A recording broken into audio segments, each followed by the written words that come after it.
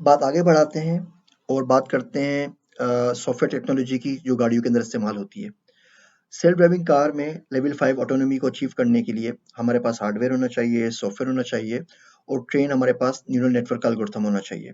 जितना अच्छा हमारा ये डीप लर्निंग का नेटवर्क ट्रेंड होगा, उतनी ज़्यादा हम तरक्की कर सकेंगे सेल्फ ड्राइविंग गाड़ी के अंदर। मैं आपको कुछ एग्जांपल्स देता हूँ। हमारे पास रिग्रेशन एल्गोरिथम है। रिग्रेशन एल्गोरिथम को हम इस्तेमाल करते हैं ऑब्जेक्ट लोकलाइजेशन के लिए, प्रिडिक्शन के लिए और ऑब्जेक्ट डिटेक्शन के लिए। मतलब कोई अगर गाड़ी आ रही है, तो किस स्पीड से गाड़ी हमारी तरफ आ रही है और किस स्पीड से हम उस गाड़ी की तरफ आगे जाएंगे।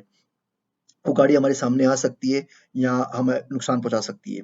डिसीजन मेकिंग एल्गोरिथम होता है, गाड़ी किस स्पीड से लेन चेंज करेगी, आगे किस तरीके से हमारे पास कोई ऑब्स्टेकल आ रहा है जिससे हमें बचना चाहिए।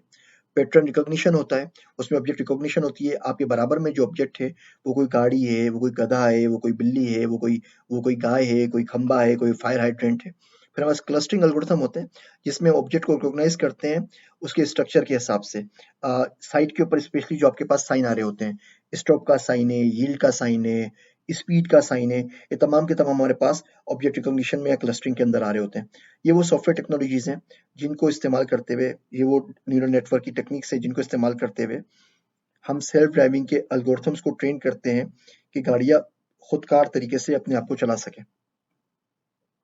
अगले लेक्चर्स के अंदर इसके हम मजीद कुछ एग्जांपल्स देखेंगे।